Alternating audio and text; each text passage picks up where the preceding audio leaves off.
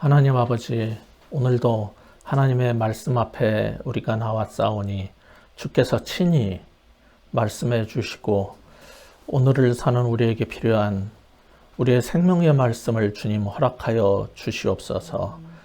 예수 그리스도 이름으로 간절히 기도합니다. 아멘. 우리 인간의 하나님에 대한 이해에서 어려운 것 중에 하나는 사랑과 공의에 대한 균형 있는 이해를 갖는 것입니다. 어떤 사람들은 자신들의 신관에 의해서 하나님의 사랑만 지나치게 강조하고 또 반대로 어떤 사람들은 하나님의 거룩과 공의만 강조하는 일이 많습니다. 한쪽에서는 자신의 죄와 허물은 아랑곳하지 않고 사랑이 많으신 하나님이 왜 날 더 사랑해 주지 않는지, 왜 이런 심판을 내리는지 모르겠다라고 원망을 합니다. 다른 편에 있는 사람들은 저런 악한 사람들이 판을 치고 여전히 잘 사는 걸 보면은 거룩하신 하나님이 정말 살아계시기는 한 건지, 신이 존재한다면은 어떻게 이럴 수가 있는지, 하나님의 공의가 어디 있는지 모르겠다면서 분노합니다. 사람들은 한 분 하나님 안에 은혜와 진리가 어떻게 손잡고 공존하고 있는지 이해하기 어려우니까 자신의 성향대로 편견을 가지고 하나님께 접근하는 것입니다. 마찬가지로 어떤 사람들은 세상을 좌파와 우파로 나누기를 좋아합니다. 양쪽 모두 나라를 사랑해서 그러는 것인데, 그런 공통점은 보지 못하고 좌파는 우파들은 좌파가 나라를 망치고 있다고 이렇게 생각하는 이상은 우리나라가 정말 하나가 되어서 손에 손을 잡고 좋은 나라를 만들어가는 길은 참 어려울 것 같습니다. 여러분이 귤을 한 박스 사시면은 그 박스 중에는 무르고 썩은 게 한두 개쯤 섞여 있을 수도 있어요. 처음에는 다 좋은 귤을 담았겠지만은 배달되고 또 우리 손에 들어오는 사이에 한두 개 썩는 게 생겨요. 그런데 좌파는 우파의 귤상자에 있는 거, 그걸 보고서는 우파는 잘못됐다 그러는 거고, 우파는 좌파의 귤상자에 썩은 귤이 있기 때문에 그 좌파의 귤상자가 잘못됐다는 식으로 생각을 하는 겁니다. 그리고 맛이 간 귤 하나가 보이면은 쟤네 귤상자는 근본이 잘못된 거기 때문에 그 귤 하나 가지고 귤 전체를 일반화시켜서 공격하는 이런 어리석은 습관 때문에 대의를 이루지 못하고 국민들은 그런 정치인과 언론의 등살에 양분되어 가고 있습니다. 마치 6.25 때 빨갱이들이 왜 그렇게 진영 논리로 나눠가지고 죽이지 못해서 안달을 했는지 그거하고 비슷한 현상으로 보입니다. 그런데 교회 안에도 하나님 말씀에 대한 이해에도 그런 어리석음이 있어요. 구약은 행위와 율법이고 신약은 은혜와 복음이라고 나누어 보려는 태도 때문에 기독교의 진리가 훼손되고 교인들도 바르게 성숙하지 못하고 있습니다. 그래서 지난주에는 율법을 우리 개신교인들이 주로 생각하듯이 부정적으로만 보는데, 율법은 우리를 단지 올가매고 심판 아래 넣는 것으로 보는 경향이 크단 말이에요. 근데 그렇지 않다는 것을, 하나님께서 우리에게 율법을 주신 것은 우리를 살게 하려고, 약속하신 땅에 들어가서 더 잘 살게 하려고 하는 것임을 먼저 봐야 된다는 것을 강조했습니다. 그런데 하나님은 사랑과 공의가 공존하시는 분이기 때문에 주님의 크신 뜻을 계시한 율법이나 복음에도 이 축복과 심판이 한 쌍으로 균형 있게 존재하고 있다는 사실을 알아야 돼요.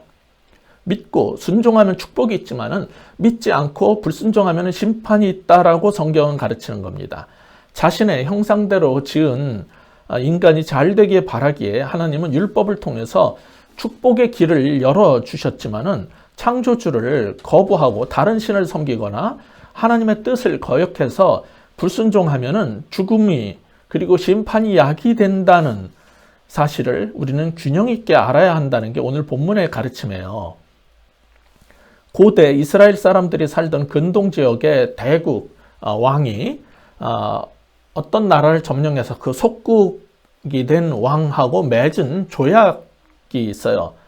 그거하고 비슷하게 세상을 창조하신 만왕의 왕이신 여호와께서 자신의 형상을 따라 지음받고 이 땅을 다스리고 세워주신 작은 왕인 인간과 또한 언약을 맺었다는 거예요. 그래서 이 주어진 땅에서 잘 사는 길인 하나님이 세우신 법도의 가르침이 바로 토라이고, 그 토라의 1계명이 뭐냐면 10계명의 첫 번째 계명이 뭐냐면은 우리가 섬길 왕은 다름 아닌 우리의 창조주요 구원자이신 야훼 하나님이라는 거예요. 그래서 10계명의 첫 계명이 뭐냐면은 나 외에 다른 신들을 내게 있게 하지 말지어다로 시작이 되는 겁니다. 오직 우리를 만드시고 노예 생활에서 구해주신 야훼만 높이고 그분께만 성실하면은 왕이신 하나님께서 우리에게 일용할 양식을 주시고 이웃의 침범으로부터 우리를 보호해 주실 거다라는 약속이 이 토라의 첫 번째 부분인 거예요. 그게 은혜라는 거죠. 반면에 그 약조를 깨고 주변의 다른 나라 왕에게 기웃거리면은 심판을 받겠다고 맹세하는 것이 이계명이고 언약의 본질적 구조입니다. 이처럼 언약의 율법은 순종하는 자에겐 축복이 약속이, 불순종하는 자에게는 심판이 있을 것이라는 구조로 만들어졌고, 신약의 복음도 믿는 자에게는 영생이, 믿지 않는 자에게는 심판이라는 동일 구조로 되어 있는 겁니다. 이때 믿고 순종하는 자에게는 약속된 영생과 축복이 있고, 믿지 않는 자들에게는 심판이 있는데 그 순서를 여러분이 주목해야 되는 겁니다. 그래서 무조건 율법이든 복음이든 심판부터 먼저 얘기하고 저주 이런 것만 먼저 보지 말고 분명히 순종하는 자에게는 축복이 있고 불순종할 경우에는 이렇게 된다라는 것을 경고하는 것으로 되어 있다는 그 순서를 여러분이 이해하셔야 돼요. 그래서 오늘 본문은 시내산에서 창조주요 출애굽을 통해서 우리를 구원해 주신 여호와하고 우리 사이에 맺은 그 조약, 언약의 초석에 해당하는 10계명의 제2계명, 즉 새긴 우상을 만들어 숭배하지 말라는 규정에 대한 게 나오는 겁니다.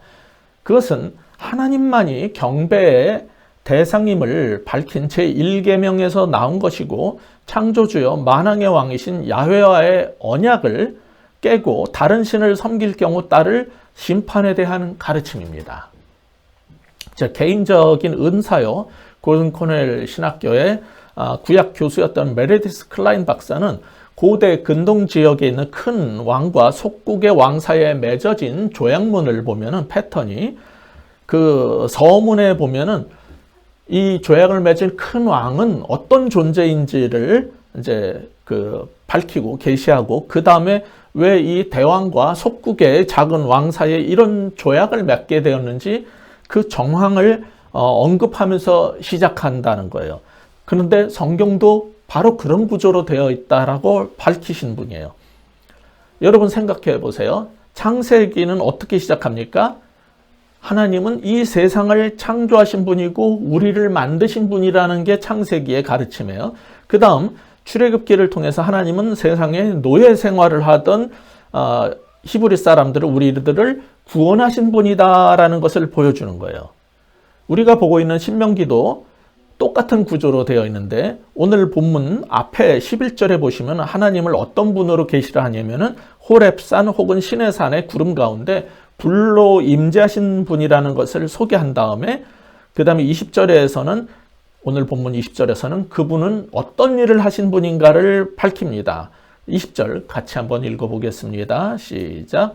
여호와께서 너희를 택하시고 너희를 새 풀무 곧 애굽에서 인도하여 내사 자기 백성 기업의 백성을 삼으신 것이 오늘과 같아도.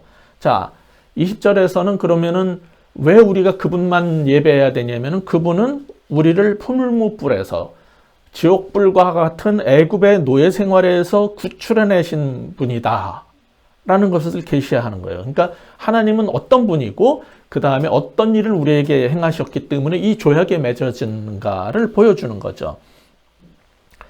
그래서 우리는 왕 중에 왕이신 하나님만 예배하고 우리를 만들어 주신 분이니까 그 다음에 하나님은 그냥 아무것도 우리한테 해준 거 없이 나만 경배하라 그러는 분이 아니라 우리를 그 지옥과 같은 삶에서 노예 생활에서 구원해 주신 분이기 때문에 그분께 감사하고 경배하고 그의 명령에 순종하는 게 마땅하다라는 전제 속에서 이게 토라가 이어지는 거예요. 물론 사람들 가운데는 무슨 일을 해줘도 감사할 줄 모르고 계속 더 자기가 원하는 대로 안 해줬다고 불평불만이 가득한 사람들이 있어요. 귤 상자 안에 그런 썩은 귤이 있으면 얼른 꺼내버려야지 내버려 두면은 다 상해요. 그런 사람들하고 한 상자 안에서 같이 사는 것은 정말 힘들고 고달퍼요. 그러나 정상적인 사람이라면 항상 베풀어 주신 은혜에 감사하게 되고 또 경배하고 고마움을 표현하는 그런 삶을 살게 된다는 말이죠. 그래서 그분이 주신 말씀과 뜻과 명령에 대해서 순종을 하게 되어 있고 충성된 삶을 통해서 영광을 돌리게 되는데, 이 놀라운 거는 우리 신앙인들의 삶의 자세를 가르쳐 주고 있는 웨스트민스터 소요리문답 첫 번째 항목이 그의 형상대로 우리 지음받은 인간의 본분이 뭐냐면은 여호와를 기뻐하고 그를 섬기면서 하는 게 우리의 인생의 목표라는 거예요. 그러니까 그런 걸 다 깨달은 사람은 인생의 삶의 의미와 보람과 목표를 찾게 되는 거죠. 이러한 삶의 법도를 가르쳐 주는 게 바로 모세오경에 있는 토라입니다. 본문 바로 앞에 14절도 보시면 그때 여호와께서 내게 명령하사 너희에게 규례와 법도를 교훈하게 하셨나니, 그게 토라란 말이에요. 이는 너희가 거기로 건너가 받을 땅에서 행하게 하려 하심이라. 여기서도 하나님이 법도의 가르침 토라의 목적을 뭐라 그러냐면 건너가서 받을 땅에서 우리가 잘 살게 하기 위해서 주셨다는 거예요. 지난주에 살펴본 것처럼 하나님께서 우리에게 율법을 주신 목적은 우리에게 생명을 주고 약속의 땅에서 더 잘 살게 하기 위함이라는 그거의 반복인 거죠. 그것이 율법 순종에 대한 축복이라면 그 다음으로 율법의 불순종에 대한 심판과 저주 선언이 이어지는 거예요. 그게 바로 오늘 본문에 나타난 제2계명 우상 숭배 금지와 그에 따른 심판 이야기라고 했습니다. 그것은 하나님은 어떤 분인가에 따라 나오는 내용인데, 하나님은 사랑이시지만 동시에 영광과 거룩과 소멸하는 불이기도 하다는 거예요. 그게 오늘 본문 24절의 가르침이죠. 24절을 우리 같이 읽어보겠습니다. 시작. 내 하나님 여호와는 소멸하는 불이시요 질투하시는 하나님이시니라. 여기서 하나님이 질투한다고 한 것은 창조주요 구원자로서 우리의 사랑과 경배를 받으시기에 마땅한 유일한 분이기 때문에 그 영광을 다른 피조물들하고 나눠 가질 수가 없는 거예요. 그분이 우리에게 생명을 주신 분이고 우리를 낳으신 분이고 우리를 구원해 주신 분인데 다른 신을 섬기면 이게 말이 안 되는 거예요. 그런 존재들은 전부 멸망받을 수밖에 없다는 거죠. 그래서 십계명을 주실 때부터 처음부터 출애굽기 34장 14절을 보면은 너는 다른 신에게 경배하지 말라. 여호와는 질투라 이름하는 질투의 하나님이라고 이미 말씀하셨던 거예요. 그 다음에 이 신명기 후반에 가서 언약을 갱신할 때도 신명기 32장 16절에 보면 이렇게 돼 있어요. 그들이 다른 신으로 그의 질투를 일으키며 가증한 것으로 그의 진노를 격발하였도다. 이 얘기를 다시 되새겨 줄 정도로 이건 굉장히 중요한 부분인 거죠. 사실 이 질투라는 단어는 하나님의 속성을 표현하기에 적절치 않습니다. 왜냐하면 원어가 이게 칸나라는 단어인데 이것은 인간이 하는 질투와 달리 하나님의 거룩하심에서 나온 의에 대한 열정을 뜻하는 것이기 때문입니다. 그러나 인간의 질투를 통해서 우리의 우상 숭배에 대한 하나님의 불같은 진노가 어떤 것인지 감을 잡게 해줘요. 잠언 27장 4절을 보면은 분노는 잔인하고 진노는 범람하는 물과 같다고 하지만 사람의 질투를 누가 당해낼 수 있으랴라고 하거든요. 그러니까 이게 잔인한 분노와 범람하는 홍수 같은 진노보다 더 무서운 게 사람의 질투라는 거예요. 그러면은 우리를 창조해 주시고 구원해 주신 것도 아니면서 자기만 바라보라는 여자들의 질투는 얼마나 끔찍한 겁니까? 그 결과가. 근데 이거하고 비교가 되지 않을 정도로 하나님의 질투는, 그 진노는 엄중하다는 거예요. 오늘 우리가 보고 있는 본문의 바로 뒤 보시면은 26절부터 여러분 27절을 보세요. 내가 오늘 천지를 불러 증거를 삼노니 너희가 요단을 건너가서 얻는 땅에서 어떻게 된다고요? 속히 망할 것이라. 너희가 거기서 너희의 날이 길지 못하고 전멸될 것이라. 그리고 여호와께서 너희를 여러 민족 중에서 흩으실 것이요 여호와께서 너희를 쫓아보내실 그 여러 민족 중에 너희의 남은 수가 많지 못할 것이며. 그러니까 이 사람들은 어떤 사람이냐면은 애굽의 노예 생활에서 구원받은 은혜를 받았는데도 불구하고 결국은 멸망한단 말이에요. 그러니까 성경이 가르치는 게 뭡니까? 언약을 위반하면, 즉 율법에 불순종하면은 전에 비록 은혜를 입고 유월절 만찬을 했고 성경을 읽고 기도를 하고 성전에 가서 번제를 드렸다 할지라도 멸망받는다는 거예요. 언약 순종에 대한 축복은 약속의 땅에서 영원히 사는 것이지만은 불순종은 이처럼 영원한 멸망을 초래하는 엄청난 거란 말이죠. 그것은 속히 망하고 빨리 죽어서 전멸하는 것이고 여러 나라로 내쫓겨서 흩어져서 결국 민족이 가문이 다 쇠퇴하고 얼마 남지 않게 될 거라는 아주 구체적인 거예요. 실제로 열왕기하 17장에 가면은 사마리아도 그래서 멸망을 했고 열왕기하 24장에 가면 예루살렘도 그래서 몰락하는 역사가 이 사실을 보여주고 있는 거예요. 그러니까 이런 경고는 빈말이 아니에요. 굉장히 이건 엄중하다는 사실을 우리는 알아야 되는 거예요. 따라서 오늘 본문의 첫 번째 교훈이 무엇이냐? 하나님 말씀에 불순종하면 멸망뿐임을 기억하라는 겁니다. 하나님 말씀에 불순종하면 멸망뿐이라는 사실을 기억해야 된다는 겁니다. 하나님 외에 다른 신의 형상을 만들면 안 된다는 것뿐 아니라 제2계명에서 우리가 흔히 놓치고 있는 또 한 가지 측면이 있어요.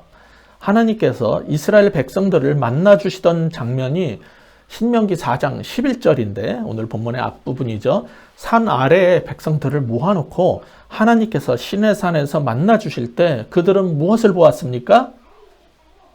하나님은 불과 구름의 흑암 속에 임재해서 직접 볼 수가 없었어요. 12절을 보시면 여호와께서 불길 중에서 너희에게 말씀하시되 음성뿐이므로 너희가 그 말소리만 듣고 어떻게 된다고요? 형상은 보지 못하였느니라고 해요.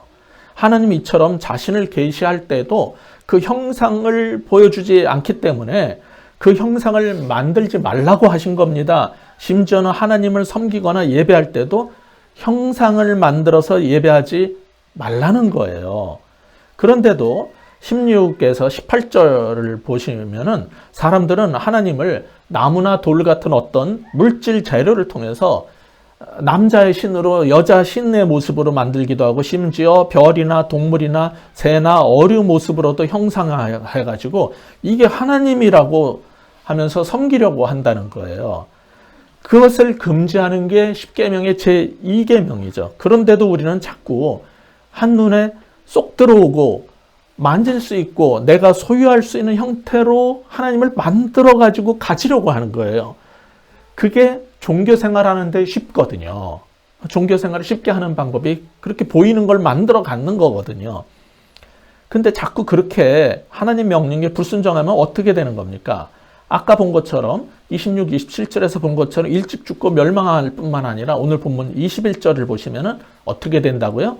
약속의 땅, 그 아름다운 땅에 못 들어가고 궁극적으로는 24절처럼 소멸하는 불심판을 받게 된다는 거예요.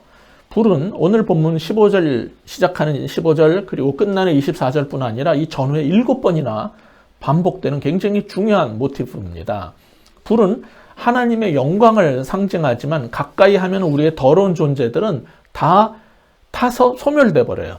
그래서 하나님은 24절에서 어떤 분이라고 그랬냐면 하나님은 소멸하는 불이라고 했어요. 언약, 즉 하나님과의 약속을 지키지 않고 말씀에 불순종하는 삶이 몸에 밴 우리 죄인들은 하나님께 가까이 가게 되면은 엄청난 위험, 불에 타서 소멸돼 버릴 그러한 위험에 처하게 된다는 거예요. 그걸 표현하기 위해서 앞에 서 강조했던 것들이 이제 11절에 보면은 하나님이 임재하신 호렙산은 산 전체가 불이 붙은 것 같이 춘천했다, 이렇게 어려운 말로 되어 있어요. 그런데 이 개역개정이 이렇게 춘천했다 이렇게 말했는데 다른 성경들은 그 불길이 하늘까지 치솟았다 이렇게 쉽게 번역해 놨어요.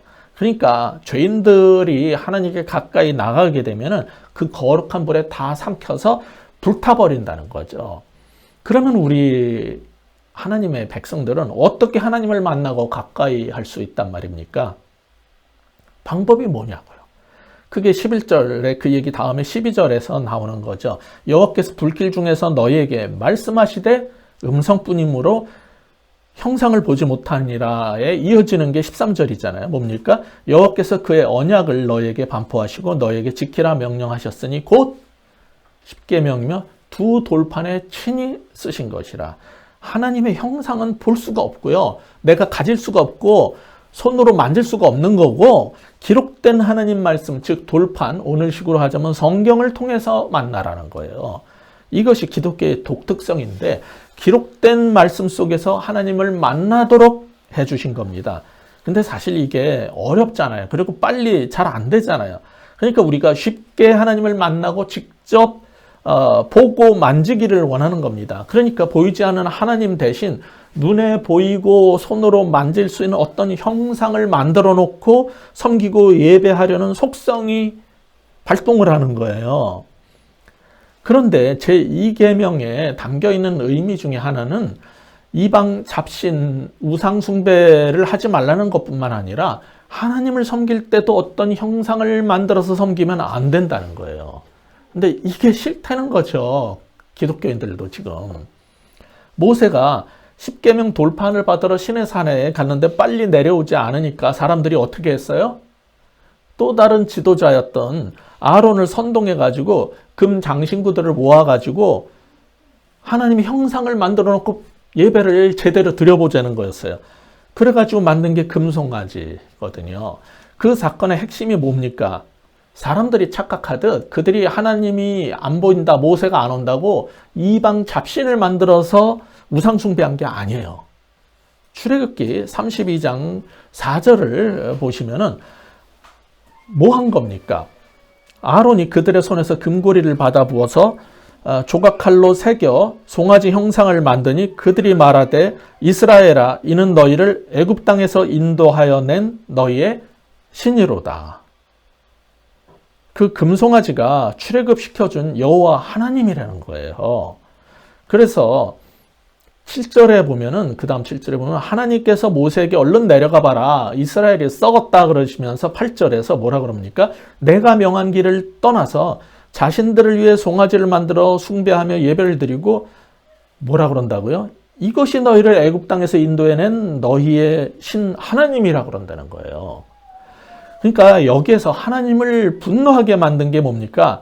하나님을 어떤 형태로, 형상으로 만들어 놓고 그것을 하나님이라고 하면서 그 앞에 제물을 바치고 예배한 거예요. 그 결과가 뭡니까? 출애굽기 32장 35절에 나오는데 다 벌받아 멸망당하는 거예요. 이런 엄청난 경고에도 불구하고 성경을 읽다 보면은 이스라엘의 이런 행각은 근절되지 않고 반복돼요. 이게 참 놀라운 겁니다. 열왕기상 12장 28절이나 역대하 13장 8절에 보면은 여로보암이라는 왕이 단이라는 곳하고 베델에다가 성서를 만들어 놓고 이제 더 이상 예루살렘에 가지 않아도 된다. 거기에도 하나님이 계시다면서 금송아지 2개를 만들어서 각각 하나씩 비치해 놨어요. 아니, 출애굽기에서 그 사건이 있었는데 다 아는 유대인들이 여로보암 왕이 그렇게 해요. 그러면 또 거기 가서 예배를 드려요. 그 송아지 앞에서. 이게 반복되잖아요. 이게 신기한 거예요. 인간이 이런 존재예요. 소위 하나님 백성이요, 선민이라는 히브리인들이 자꾸 이런 짓을 하는 이유는 무엇 때문일까요? 히브리서 11장 1절을 보시면 믿음은 바라는 것들의 실상이요 보이지 않는 것들의 증거니라는 말씀인데, 믿음이 뭡니까? 보이지 않는 것을 보이는 것 같이 여기는 거예요. 반대로 믿음, 불신앙, 믿음 없음은 뭡니까? 가시적이고 만질 수 있는 어떤 실체를 따르는 겁니다. 그러니까 불신앙의 사람들은 하나님의 신비와 초월성 대신에 가시적이고 접촉 가능한 어떤 물리적인 것을 원하는데, 이는 하나님을 믿고 순종하는 대신 우리 목적을 위해서 내 목적을 위해 일할 신을 만들어가지고 그 신을 내 손아귀에 넣으려는 거예요. 그래서 하나님을 돌이나 나무 같은 재료로 어떤 동물이나 새 같은 물질적 형태로 만드는데, 이런 행태 속에 깊숙이 깔려있는 게 뭐냐면 우리 욕망을 투사할 수 있는 존재가 필요하고 내가 통제할 수 있는 어떤 걸 갖고 싶어서 그런 거예요. 보이지 않는 영이신 하나님이 아니라 내 손에 넣을 수 있는 어떤 물체를 필요로 하기 때문인 거죠. 이게 우상숭배의 본질 아닙니까? 그래서 하나님을 믿는다면서 우리 기독교 역사를 돌아보면요, 사람들은 항상 형상과 상징을 만들고, 예를 들자면 쌍난 모세의 지팡이, 법궤, 금촛대 이런 걸 신성시하고 숭배하려고 들어요. 나중에 가톨릭 교회에서도 성배, 성의 이런 걸 추구했고, 성화와 그리고 성인들을 세워가지고 숭상하는 이런 일들을 반복한단 말이에요. 이처럼 사람은 믿음으로 보이지 않는 것을 있는 것처럼 여기는 믿음으로 살기보다는 보이지 않는 초월적 존재인 하나님마저 제한된 피조물로 낮춰서 형상으로 만들어 놓고 내 마음대로 장악하려는, 내 교회 안에다가 모셔놓으려고 하는 그런 행위를 하는데, 이건 우상화를 넘어서 하나님에 대한 도전인 것입니다. 그것을 본문 16절은 뭐라 그래요? 우리 16절 같이 다시 한번 읽어봅시다. 시작. 그리하여 스스로 부패하여 자기를 위해 어떤 형상대로든지 우상을 새겨 만들지 말라. 여기에 굉장히 놀라운 말이 나와요. 이 우상은 왜 만들었다고요? 자기를 위해서 만들었다는 거예요. 하나님을 위해서 예배드리는 게 아니라 자기를 위해서 만든 거예요. 그거는 왜 만들었냐? 스스로 부패해서. 그렇기 때문에 이것은 십계명의 제2계명 너를 위하여 새긴 우상을 만들지 말라는 명령에 대한 불순종인데, 그거는 이방 잡신 우상을 섬기지 말라는 뜻이 아니라 하나님조차도 내 손아귀에 넣을 수 있는 형태로 형상화시키지 말라는 거예요. 그게 우리가 놓치고 있는 중요한 본문의 가르침인 겁니다. 오늘 본문의 두 번째 교훈은 따라서 이것입니다. 하나님을 형상화시켜서 내 손에 넣으려 하지 말고 믿음으로 살라는 거예요. 하나님을 내 손에 넣고 우리 집에, 내 주머니에, 우리 교회에 보관할 수 있는 어떠한 형상화시키려고 들지 말고 그냥 믿음으로 살라는 거예요. 자, 그렇다고 해서 종교개혁 때 여러 개혁교회들이 한 것처럼 교회당 안에 지금까지 있었던 성화나 조각물들을 다 떼어내고 불태우고 부숴버리면 하나님께 영광이 되고 우리 신앙이 좋아질까요? 결론부터 말씀드리자면 꼭 그렇지는 않습니다. 여러분, 이슬람교는 모스크 안에 경전의 말씀을 써놓은 것 외에는 일체의 형상과 상징물들이 없어요. 왜? 이 10계명이 제2계명, 형태를 만들어서 섬기지 말라는 이 계명에 순종하기 위해서예요. 근데 저는 인간은 이 종교성이라는 게 있기 때문에 어느 정도의 상징들은 도움이 된다라고 생각을 해요. 근데 한국 개신교의 대표적 교단 중에 하나인 예장 합동 측은 총회에서 수차례 예배당 안에 십자가 부착이 옳지 않다라고 결의를 한 바가 있거든요. 기독교의 가장 대표적인 상징으로 사용되는 십자가의 그 형태도 사실은 신앙 전통에 따라서 조금씩 달라요. 로마 가톨릭 교회의 십자가하고 우리 개신교의 십자가하고 어떻게 다르다고 생각합니까? 그것은 그 십자가 위에 로마 가톨릭 교회는 예수님의 십자가의 죽음의 형상을 붙여놨어요. 근데 개신교는 그런 걸 안 씁니다. 왜냐하면 그거는 형상을 만지지 말라 그랬다고. 근데 이게 한 걸음 더 나아가서 예장 합동 측 총회에서는 그 나무 2개를 겹쳐놓은 십자 형태의 그 나무 떼기도 치워버리려는 거예요. 왜? 그 십자가를 우상 숭배할 수 있다라고 생각을 했기 때문이죠. 그런 사람들 가운데 합신 측 신학자도 있어요. 그 사람들은 예배 중에 박수도 치면 안 된다는 아주 근본주의자들하고 비슷한 성향을 보이는 외골수들이 적지 않은데, 그런 사람들이 주로 하는 일이 뭐냐? 그런 사람들한테 배운 교인들이 하는 게 절에 가서 불을 질른다든지 불상의 목을 잘라버리는 일을 한단 말이에요. 이게 중세 일부 과격 십자군의 행위하고 다를 바가 없어요. 그러면은 그걸 당하고 나면은 보복하는 성향을 또 이제 보이게 되잖아요. 그래서 과격 무슬림 신도들이 나타나게 되고, 오늘날에는 IS 같은 극단적인 사람들이 하는 행동으로, 그래서 모든 형상이 나타난 인류 문화유산 같은 것도 다 포를 쏴서 부셔버린단 말이에요. 이게 이제 굉장히 무식한 짓이죠. 이런 행동을 한다고 하나님께 영광이 되고 복음이 전파가 되고 불신자들의 신앙을 갖게 되고 신자들의 신앙이 좋아질까요? 그렇지 않습니다. 그들은 뭘 착각하고 있는 거냐면, 약속된 가나안 땅에 들어갈 때 이스라엘에게 요구되던 거하고 지금 이 시대를 사는 그리스도인들이 삶 속에서 빛이 되고 소금이 됨으로써 하나님께 영광 돌리는 그 방식의 차이점을 구별을 못하는 사람들이에요. 그런 사람들한테는 우리가 하나님 말씀의 원 의도를 잘 가르치고 더 제대로 경건 훈련을 시키는 게 필요해요. 즉 제2계명의 우상숭배 금지 규정을 문자적으로만 받아들이지 말고, 그래서 또 우리가 마치 심판주가 하나님이 된 것처럼 위반한 사람들을 처단하려고 드는, 이런 건 지혜로운 태도가 아니란 말이죠. 근데 그 반대도 또 있어요. 왜 이 교회는 십자가가 없냐고 따지는 사람들이 종종 있습니다. 뭐 우리 가운데는 없었지만은 십자가를 떼어버린 교회에 간 사람들이 그런 말들을 계속 한다는 거예요. 이것도 똑같이 얄팍한 신학에서 나온 문제입니다. 계속 말씀드리지만은 우리가 보이지 않는 하나님을 예배하고 만나는 것은 하나님 말씀을 통해서 믿음으로 사는 건데, 눈에 보이는 어떤 물체나 상징을 걸어놔야지 신앙생활이 잘 된다든지, 그게 마치 기독교의 교회의 본질인 것처럼 여기는 것도 똑같은 잘못인 거예요. 지금 이곳은 이제 우리만 사용하는 것이기 때문에 저는 여기에 십자가 작은 거를 걸어 놓으면 좋을 것 같아요. 그러나 여기에 십자가가 달려있지 않다고 해서 이 교회는 잘못됐다라고 하면 안 되는 겁니다. 믿는 사람들이 모여서 말씀과 성령 안에서 예배하면 그것이 곧 교회이기 때문이에요. 하나님을 어떤 형상이나 상징으로 축소화시키려는 것도 우상화의 하나지만은, 더 큰 문제는 오늘날의 우상 숭배는 훨씬 교묘하다는 겁니다. 신앙을 관념적, 사변적 신학으로 대치하는 것도 또 다른 형태의 우상화예요. 그들은 자신들의 조직화된 신학적 틀, 즉 도그마에 맞지 않으면 다 잘못됐다라고 생각합니다.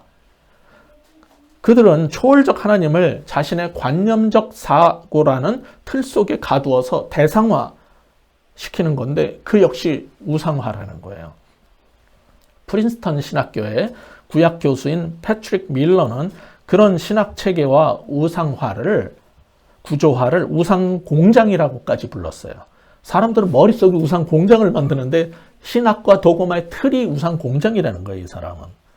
여러분은 신학자가 아니니까 우리하고 이건 관계없는 얘기다 그러겠지만은, 하나님은 이런 분이라서 이래야 되고 저래야 된다 이런 소리 하는 거, 그래서 이 목사와 저 교회는 잘못됐다라고 판단하는 거, 내가 만든 틀 속에 하나님을 상정해 놓고 많이보다 크신 하나님을 대성화해서 내 좁은 머릿속의 이해와 인식의 틀 속에 축소시켜 버리는 거, 이게 다 하나님을 형상으로 만들어 놓고 내가 장악하려는 우상 숭배와 다를 바 없는 행동들입니다.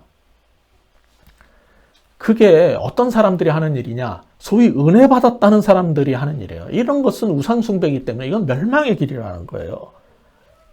저는 분명히 여러분에게 말씀드립니다. 진리를 바르게 가르치는 것, 그리고 바르게 이해하는 것은 굉장히 중요한 겁니다. 하지만 정교한 신학 시스템을 만들어서 남들을 그 잣대로 판단하려는 신학자들이나 어설픈 자기가 생각하는 기독교 하나님에 대한 틀을 얼기설기 짜맞춰 놓고 하나님 말씀을 가르치면은 배우고 순종해서 삶을 고치려고 하기보다는, 달라질 생각보다는 자기의 그 얼기설기 엉터리로 만들어 놓은 틀을 가지고 그 기준으로 목사가 잘못됐다, 이 교회가 잘못됐다 이러면서 새로워지기를 거부하는 사람들은 모두 하나님을 내 이성과 신학으로 대체하려는 교묘한 우상화 속에 사는 사람들이에요. 그들은 아무리 자신들이 은혜를 받은 사람이다라고 주장할지라도 실은 멸망의 길로 치닫고 있다는 사실을 깨달아서 주의해야 되는 것입니다. 우리는 하나님과 그의 말씀이 명한다면은 듣고 깨닫고 그 다음엔 돌이키고 새로워지려고 몸부림쳐야 되는 거예요. 그것이 새해를 맞을 때마다 마음을 새롭게 함으로 변화를 받아 하나님의 선하시고 기뻐하신 뜻이 무엇인지 분별을 하라고 가르치는 성경이 말하는 바른 그리스도인의 모습이기 때문에 그런 것입니다. 그러므로 우리는 하나님을 형상으로 만들거나 우상화시키는 일을 하지 않는 복된 그리스도인들 다 되시기를 우리 주 예수 그리스도의 이름으로 간절히 기원합니다. 기도하시겠습니다. 하나님 아버지, 우리는 십계명이 오늘을 사는 우리와 관계가 없는 것처럼 여기는 사람도 많습니다. 어떤 사람들은 왜 하나님만 유일하게 섬겨야 되는지, 왜 우상을 숭배하지 말라고 그러는지, 그것이 그냥 하나의 종교적인 어떤 규정이라고만 생각하는데 하나님 그 속에 담겨있는 놀라운 깊은 뜻을 깨닫게 하여 주옵소서. 우리는 집에다가 금송아지도 놓지 않고 불상이나 또 다른 신상들을 놓지는 않지만은 내 마음속에, 그리고 내 머릿속에, 그리고 하나님과 기독교에 대한 것을 어떤 형상화시키고 틀을 통해서 받아들이려고 하는 것은 없는지 돌아보게 하여 주옵소서. 유대인들이 금송아지를 만들어 놓고 이것이 우리를 구원하신 여호와 하나님이다라고 주장하면서 예배드리려고 했던 것이 왜 잘못된 것인지를 깨닫게 하여 주옵소서. 유대인들은 그 일을 반복했지만은 우리는 반복하지 않게 하여 주시고, 하나님 그것이 비록 금송아지는 아닐지라도 마음속에 새겨놓은 또 다른 상징과, 그리고 내가 만든 신, 그리고 내가 만든 기독교가 우리의 우상이 되지 않게 하여 주옵소서. 그냥 순전하게 말씀하시는 성경을 통해 계시하시는 하나님의 말씀을 듣고 내 생각을 깨뜨리고 하나님 앞에서 바로 서려고 몸부림치는 귀한 말씀의 종들, 하나님의 백성들 다 되도록 주님 축복하여 주시옵소서. 예수 그리스도 이름으로 간절히 기도합니다.